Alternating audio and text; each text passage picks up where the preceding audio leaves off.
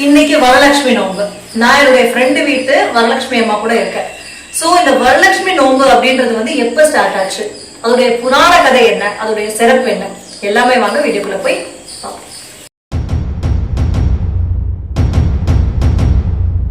இதுக்கு 3 விதமான கதை சொல்றாங்க, சரிங்களா? சோ நம்ம ஒவ்வொரு கதையா பார்ப்போம். சோ ஃபர்ஸ்ட் கதை பாத்தீங்கன்னா, ஒரு பண்டைய காலத்துல வந்துட்டு ஒரு ராஜா ராணி மற்றும் அவருடைய மகள் வாழ்ந்துட்டு இருந்தாங்களாம். சோ அந்த மகளுக்கு வந்துட்டு கல்யாணம் பண்ணி வச்சிருக்காங்க. சோ அந்த ராஜாவுடைய பேர் வந்து பத்ரஷவாஸ், அவங்களுடைய ஒய்ஃப் பேர் பாத்தீங்கன்னா சுரசந்திரிகா, அவங்களுக்கான பெண் அதாவது மகள் பாத்தீங்கன்னா ஷியாமபாலா. சோ இவளுக்கு வந்து மாலாதரன் அப்படின்ற ஒரு மிகப்பெரிய செல்வந்தரை வந்து கல்யாணம் பண்ணி வைக்கிறாங்க. இவங்க வாழ்க்கை வந்து நல்லா போயிட்டு இருந்துச்சு. ஒரு காலகட்டத்துல என்ன ஆச்சுன்னா, நம்ம லக்ஷ்மி அவர்கள் ஒரு வயசான ஒரு அம்மாவா வந்து தோற்றமளிச்சு அந்த பத்ரஷவாஸ் வீட்டுக்கு போய் இந்த மாதிரியான ஒரு விஷயங்கள் இருக்கு, அதாவது வரலட்சுமி நோம்புன்னு ஒரு விஷயம் இருக்கு, அதை நீங்க கடைபிடிச்சீங்கன்னா உங்க நாட்டுக்கு செல்வமும் செழிப்பும் எல்லாமே வரும் அப்படின்னு சொல்லி சுரசந்திரிகா கிட்ட சொல்றாங்க. பட் அந்த டைம்ல வந்து சுரசந்திரிகா வந்து அவங்க பெண்ணு ஷியாமபாலாவை கல்யாணம் பண்ணி கொடுத்த ஒரு சோகத்துல இருந்ததுனால, அது யாருமே தெரியாத ஒரு மைண்ட் செட்ல இருந்ததுனால என்ன பண்ணிருக்காங்க, அவங்களோட வார்த்தையை கேட்காம அவங்கள அனுப்பி விட்டுட்டாங்க. இதனால என்ன ஆச்சுன்னா, மகாலட்சுமி அவர்கள் ரொம்ப கோபப்பட்டு அந்த நாட்டுல பஞ்சமும் பிணியும் தரித்திரமும் வந்து தாண்டவம் அடிச்சுங்களாம். அப்ப ஷியாமபாலா வீட்டுக்கும் வந்து இந்த வரலட்சுமி போயிருக்காங்க. போய் இந்த மாதிரியான விரதத்தை பத்தி சொல்லும் பொழுது ஷியாமபாலா வந்து அந்த விரதத்தை வந்து ரொம்ப தீவிரமா எடுத்து ஸ்ரத்தையா அந்த விரதத்தை செஞ்சு முடிக்கிறாங்க. செஞ்சு முடிச்சோன்னா அவங்க நாட்டுல பாத்தீங்கன்னா கம்ப்ளீட்டா வந்து ப்ராஸ்பரிட்டி, வளம், செல்வ வளம், மனபலம், அப்புறமா வந்துட்டு உடல் பலம் எல்லாருக்குமே, அந்த மக்களுக்கும் எல்லாருக்குமே வந்துச்சுங்களாம். இந்த டைம்ல வந்து என்னதான் இருந்தாலும் அவங்க அம்மா அப்பா இல்லைங்களா, சோ அவங்களுக்கு ரொம்ப கஷ்டமா இருக்கேன்னு சொல்லிட்டு அவங்க நாட்டுல இருந்து ஒரு பானையில உள்ள ஒரு தங்கத்தை வந்து கொடுத்து அனுப்புறாங்க நம்ம ஷியாமபாலா.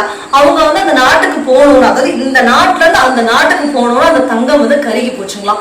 எல்லாருக்கும் ரொம்ப மன கஷ்டம் வந்து என்ன ஏதுன்னு கேட்கும் போது ஷியாமபாலா இந்த விஷயத்த சொல்றாங்க. அப்போ இந்த சுரச்சந்திரிகாக்கு தெரியுது, நம்மளுக்கும் வந்தாங்க அந்த லக்ஷ்மி அவர்கள் ஒரு பாட்டி ரூபத்துல வந்தாங்க, நம்ம தான் அலட்சியம் ஆயிட்டோம் அப்படின்ற ஒரு ஞானம் அவங்களுக்கு வந்து அவங்களும் அந்த விரதத்தை இருக்க ஆரம்பிக்கிறாங்க. அவங்க நாட்டிலையும் செல்வம் செழிக்குது. சோ இப்படி வம்சா வழியா ஒவ்வொரு டைமும் வந்து இந்த மகாலட்சுமி விரதத்தை இருந்து செல்வ செழிப்பை எடுத்துக்கிறது தான் வந்துட்டு நம்ம இப்போ வரலட்சுமி நோம்பா செலிப்ரேட் பண்றோம். இது ஒரு கதை. இதுல இன்னொரு கதை இருக்கு.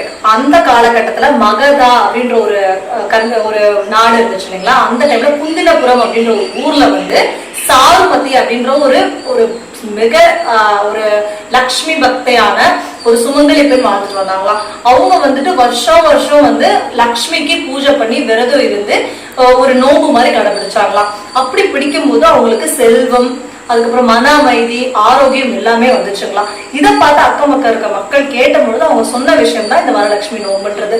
சோ அவங்க சொல்லி அந்த ஊர் மக்கள் வந்து விரதம் இருக்க ஆரம்பிச்சு அவங்களும் செழிப்பானதுனால அது தொன்று தொட்டு இன்னைக்கு வரைக்கும் லக்ஷ்மிக்கு ஒரு நோம்பா நம்ம செலிப்ரேட் பண்ணிட்டு வர்றதுதான் வரலட்சுமி நோம்புன்ற சொல்றாங்க. இதுல லாஸ்டா ஒரு ட்விஸ்டரான கதை இருக்கு.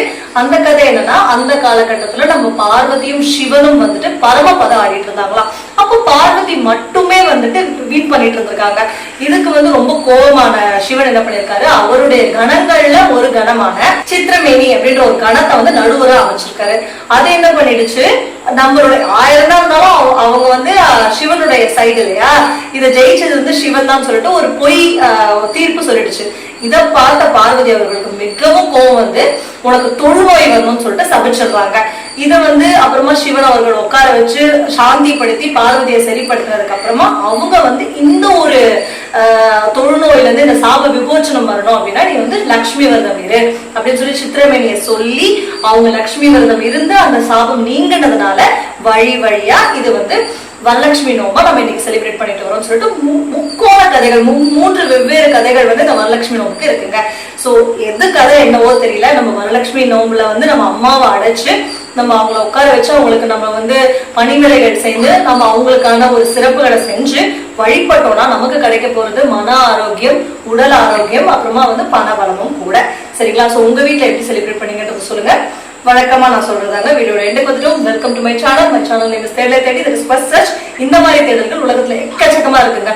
உங்களுக்காக நான் தேடுறேன். உங்கள் ஆதரவும் சப்போர்ட்டும் நம்ம சேனலுக்கு எப்பவுமே தேவை.